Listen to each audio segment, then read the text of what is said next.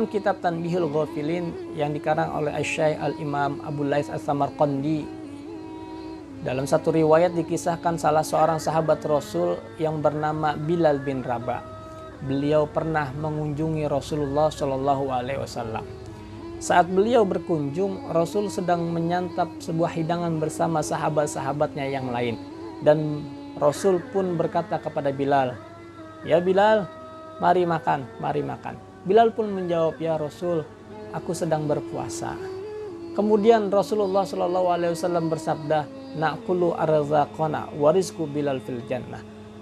Saat ini kami sedang menyantap menikmati rizki-rizki kami di dunia, dan rizki Bilal berada di dalam surga. Subhanallah, inilah satu kabar gembira yang diberikan kepada orang-orang yang menjalani ibadah puasa. Bukan hanya saja puasa yang wajib, tetapi juga termasuk di dalamnya puasa sunnah. Bukan hanya saja terdapat satu pintu khusus di dalam surga yang bernama Royan, yang disiapkan untuk orang yang berpuasa, tetapi juga rizki orang yang berpuasa telah disiapkan di dalam surga tersebut. Barangkali di antara kita banyak yang pernah mengalami seperti yang dialami oleh sahabat Rasul Bilal bin Rabah, di mana kita dalam keadaan berpuasa namun orang di sekeliling kita sedang makan dan sedang minum. Barangkali sebagian kita mengatakan ibadah puasa sunnah itu lebih berat ketimbang daripada ibadah puasa wajib. Kenapa? Karena saat kita berpuasa wajib seperti puasa Ramadan kemarin, kita berpuasa namun orang di sekeliling kita, keluarga kita, anak kita, istri kita, tetangga kita, sahabat-sahabat kita, mereka juga ikut berpuasa bersama kita. Kalaupun ada yang tidak berpuasa, tentu mereka dalam keadaan uzur tertentu. Namun berbeda dengan ibadah puasa sunnah, saat dimana kita berpuasa, jangankan tetangga kita, jangankan sahabat-sahabat kita yang lainnya yang tidak berpuasa, barangkali di rumah kita sendiri, anak kita, istri kita juga tidak berpuasa. Tentu ini adalah satu tantangan dan ujian dalam kita menjalani rangkaian ibadah puasa sunnah. Terlebih lagi kita saat ini masih berada di bulan Syawal, ada puasa 6 hari yaitu puasa sunnah Syawal. Maka saat kita menjalani ibadah puasa Syawal, kita dalam keadaan berpuasa, namun bisa jadi orang-orang di sekeliling kita, keluarga kita, anak kita, istri kita, mereka tidak dalam keadaan berpuasa. Namun ketahuilah, yakinlah saat kita menjalani ibadah puasa dengan diikut sertakan ujian dan tantangan yang berat, maka disitulah Allah siapkan pahala yang besar dan kebaikan-kebaikan yang begitu banyaknya. Allah Shallallahu Alaihi Wasallam melanjutkan hadis beliau, "Inna sha'ima idza kana 'inda qaumin ya'kuluna." Sesungguhnya orang yang berpuasa ketika mereka berada di tengah-tengah satu kaum, satu kumpulan manusia yang mereka dalam keadaan memakan dan menyantap sebuah hidangan, tashabbaha a'dha'uhu wa tusalli alaihil malaikatu. Ternyata anggota-anggota tubuh orang yang berpuasa tadi pun bertasbih kepada Allah. Masya Allah, inilah keutamaan yang luar biasa.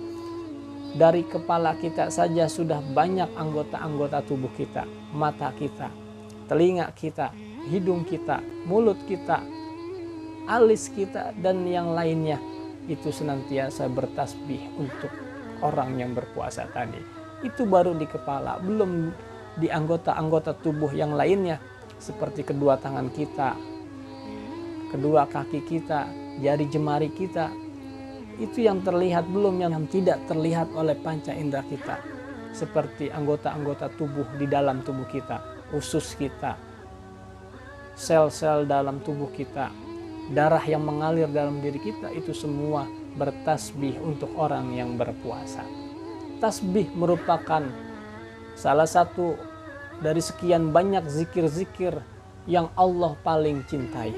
Dalam satu riwayat Rasulullah Shallallahu Alaihi Wasallam bersabda, "Kalimatani khafifatani 'alal lisan, thaqilatani fil mizan, habibatani ilar rahman, subhanallah wa bihamdihi subhanallahil azim.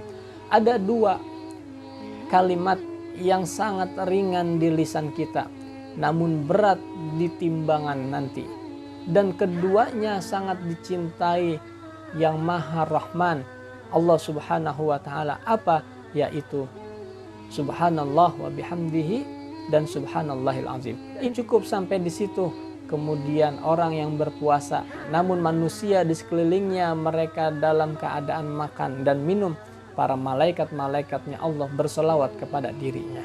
Masya Allah, bayangkan makhluk Allah yang bernama malaikat, mereka senantiasa beribadah kepada Allah, mengerjakan apa yang Allah perintahkan, dan mereka menjauhi apa yang Allah larang. Mereka tidak bermaksiat sedikit pun kepada Allah. Bayangkan bagaimana saat mereka berdoa, mereka berselawat kepada orang yang berpuasa tadi. Tentu kita yakin dengan seyakin-yakinnya bahwa selawat malaikat, doa-doa yang dipanjatkan para malaikat itu diterima di sisi Allah Subhanahu wa taala. Selawat malaikat berarti permohonan ampun dari malaikat kepada diri kita. Malaikat mendoakan kita, Allahumma gfir lahu, Allahumma arhamhu ma kana fi majlisihi. Ya Allah, ampunkanlah ia, orang yang berpuasa, dan berikanlah rahmat kepada dirinya selama ia berada di dalam majlis tersebut. Imam Bukhari dan Imam Muslim meriwayatkan dari Abu Sa'id Al-Khudri bahwa Rasulullah SAW bersabda, "Man shoma yauman fi sabilillah ba'adallahu wajhahu 'anil nari sab'ina khariban." Yang artinya barang siapa yang berpuasa satu hari di jalan Allah karena mengharap ridhonya Allah, maka Allah akan jauhkan dirinya daripada api neraka sejauh 70 tahun perjalanan. Masya Allah. Maka daripada itu jangan kita sia-siakan kesempatan ini. Yuk kita jalani ibadah puasa sunnah dalam bentuk kita cinta kepada Rasulullah SAW. Kalau bukan kita, siapa lagi? Karena kita harus memperbanyak bekal untuk kehidupan berikutnya. Kalau bukan sekarang, kapan lagi? Mumpung ajal belum datang menjemput kita, kita perbanyak amal-amal soleh kita perbanyak menghidupkan sunnah-sunnah Nabi kita Muhammad SAW. Barangkali dengan amalan-amalan sunnah, termasuk puasa Syawal, termasuk puasa Senin Kamis, puasa Ayyamul Bid 13, 14, 15 di setiap bulannya, barangkali itu semua menjadikan kita dimasukkan ke dalam surganya Allah Subhanahu wa taala. Syukur-syukur kalau kita dapat bersanding dengan baginda Rasulullah Shallallahu alaihi wasallam. Karena Rasulullah bersabda, "Man ahya sunnati faqad ahabbani." Barang siapa yang menghidupkan sunnahku, maka ia telah mencintaiku. Wa man ahabbani kana ma'i fil jannah. Dan barang siapa yang cinta kepada diriku, maka ia akan bersanding denganku di dalam surga. Semoga Allah berikan kita taufik dan hidayah untuk senantiasa bisa menjalani rangkaian-rangkaian sunnah-sunnah Rasul, khususnya ibadah puasa sunnah. Amin amin ya rabbal alamin.